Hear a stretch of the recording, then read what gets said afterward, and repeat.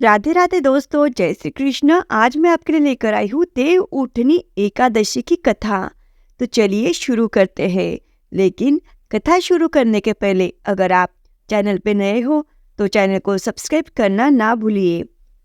कार्तिक माह के शुक्ल पक्ष की एकादशी को देव उठनी एकादशी, देवोत्थान एकादशी, देव उठनी ग्यारस, प्रबोधिनी एकादशी आदि नामों से जाना जाता है। इस दिन श्री हरि विष्णु निद्रा से जागते हैं।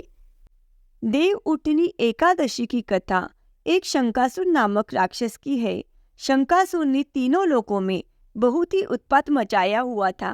तब सभी देवताओं के आग्रह करने पर भगवान विष्णु ने उस राक्षस से युद्ध किया और यह युद्ध कई वर्षों तक चला।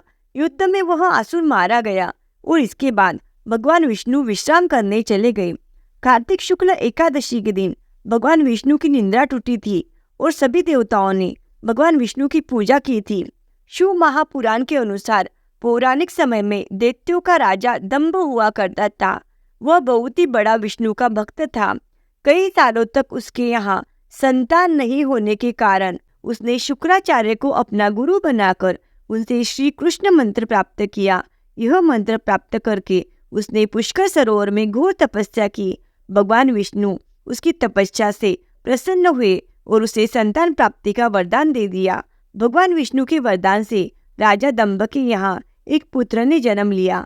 इस पुत्र का नाम शंखचूड़ रखा गया। बड़ा होकर शंखचूड़ ने ब्रह्मा जी को प्रसन्न करने के लिए पुष्कर में घोर तपस्या की। उसकी तपस्या से प्रसन्न होकर ब्रह्मा जी ने उसे वरदान मांगने को कहा।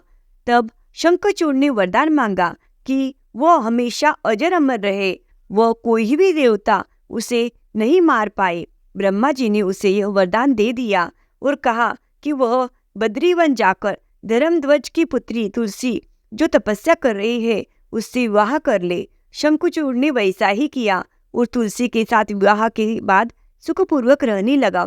उसने अपने बल से देवताओं, असुरों, दानवों, राक्षसों, गंधर्वों, नागों, किन्नरों, मनुष्यों तथा त्रिलोकी के सभी प्राणियों पर विजय प्राप्त कर ली। वह भगवान श्री कृष्ण का परम भक्त था। शंखचूड़ के अत्याचारों से सभी देवता परेशान होकर ब्रह्मा जी के पास गए और ब्रह्मा जी उन्हें भगवान विष्णु के पास ले गए। भगवान विष्णु ने कहा कि शंखचूड़ की मृत्यु भगवान शिव के त्रिशूल से ही होगी, अतः आप उनके पास जाए। भगवान शिव ने चित्ररथ नामक गण को अपना दूत बनाकर शंखचूड़ के पास भेजा। चित्ररथ ने शंखचूड़ को समझाया कि वह देवताओं को उनका राज्य लौटा दे, परंतु शंखचूड़ ने मना कर दिया और कहा कि वह महेश्वर से युद्ध करना चाहता है।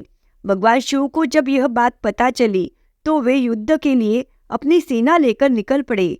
इस तरह देवता और दानवों में घमासान युद्ध हुआ, परंतु ब्रह्मा जी के वरदान के कारण शंखचूड़ को देवता नहीं हरा पाए। भगवान शिव ने शंखचूड़ का वध करने के लिए जैसे ही अपना त्रिशूल उठाया तभी आकाशवाणी हुई कि जब तक शंखचूड़ के हाथ में श्रीहरि का कवच है और उसकी पत्नी का सतीत्व अखंड है तब तक इसका वध असंभव है। आकाशवाणी सुनकर भगवान विष्णु वृद्ध ब्राह्मण का रूप धारण कर शंखचूड़ के पास गए और उससे श्रीहरि कवच दान में मांग लिया। शंखचूड़ ने वह कवच बिना किसी संकोच के दान कर दिया। इसके बाद भगवान विष्णु शंखचूड़ का रूप बनाकर तुलसी के पास गए। शंखचूड़ रूपी भगवान विष्णु ने तुलसी के महल के द्वार पर जाकर अपनी विजय होने का सूचना दी। यह सुनकर तुलसी बहुत प्रसन्न हुई और पति रूप में आए भगवान का पूजन किया और रमन किया। ऐसा करते ही तुलसी का सतीत्व खंडित हो गया और भगवान शिव ने युद्ध में अपने त्रिशूल से शंखचूड़ का वध कर लिया। तब तुलसी को पता चला कि वे उनके पति नहीं है, बल्कि वे तो भगवान विष्णु है। क्रोध में आकर तुलसी ने कहा कि आपने छलपूर्वक मेरा धर्म भ्रष्ट किया है और मेरे पति को मार डाला, अतः मैं आपको श्राप देती हूँ कि आप पाषाण होकर धरती पर रहे। तब भगवान विष्णु ने कहा, देवी तुम मेरे लिए भारतवर्ष में रहकर बहुत दिनों तक तपस्या कर चुकी हो। तुम्हारा यह शरीर नदी रूप में बदलकर गंडकी नामक नदी के रूप में प्रसिद्ध होगा।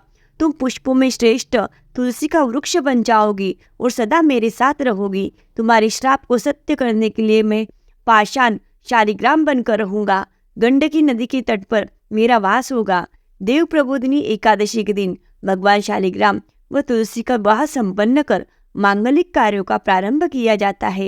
हिंदू धर्म मान्यता के अनुसार इस दिन तुलसी जी का विवाह शालिग्राम जी से करने से अपार पुण्य प्राप्त होता है। जय हो तुलसी मैया की, जय हो विष्णु भगवान की।